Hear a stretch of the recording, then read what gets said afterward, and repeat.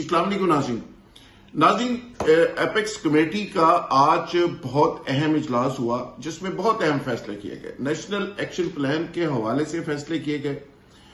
पाकिस्तान के अंदर जो गैर मुल्की गैर कानूनी तारकीन वतन है उनकी वापसी की डेडलाइन दे दी गई 1 नवंबर। सिमें जिन लोगों के पास हैं तमाम सिमें दोबारा वेरीफाई होंगी, शनाख्ती कार्ड वेरीफाई होंगे। पाकिस्तान के अंदर अफगान पनाहज़ीनों को या गैर कानूनी तारकीन वतन को जो शख्स भी जहां भी पनाह देगा उसके खिलाफ सख्त तरीन एक्शन होगा। तो एक तरह से पूरे मुल्क के अंदर एक हंगामी सूरत हाल का नफाज है।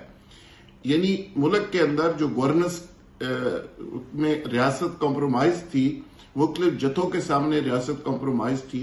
अब रियासत ने फैसला कर लिया है कि पूरी तरह से रियासती अदारों को अपने पांव के ऊपर खड़ा किया जाएगा।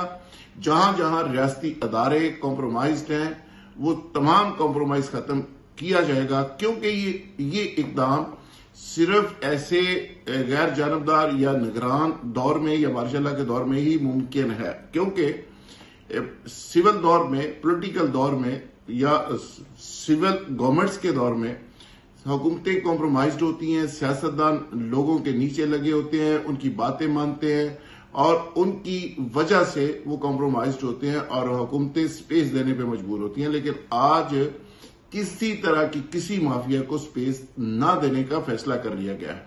नेशनल एक्शन प्लान के ऊपर सख्ती के साथ अमल होगा। पुलिस, रेंजर, सीटीडी, एफआईए तमाम के तमाम महकमों को हदायत जारी कर दी गई है कि इसकी रूह के मुताबिक इस पे अमल किया जाए। बाहर से अगर इन्वेस्टर लाने हैं, एक तरफ हम कह रहे हैं कि 75 से 80 बिलियन डॉलर बाहर से पाकिस्तान आएगा, दूसरी तरफ बाहर से इन्वेस्टर आएगा, यहां पे खुशहाली होगी, यहां पे बड़े बड़े प्रोजेक्ट्स लगेंगे, इन्वेस्टमेंट आएगी। तो हाउ इज पॉसिबल कि अगर आपके घर में लड़ाई हो रही है, आपके घर में दहशतगर्दी हो रही है, आपके घर में तमाशा लगा हुआ है, आपका हाउस इन ऑर्डर नहीं है, तो ये कैसे हो सकता है? तो ये एक तरह से हंगामी सूरत हाल का पूरे मुल्क के अंदर नफाज कर दिया गया है। अब इलेक्शन जो है उनके ऊपर लग गया सवालिया निशान।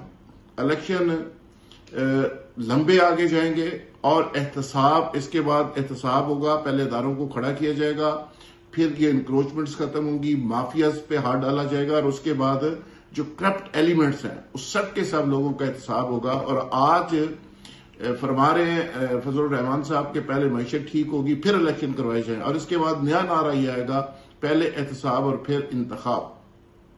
आप बहुत जल्द ये सुनेंगे और एक लंबे अरसे के लिए इलेक्शन से आप दूर चले जाएंगे।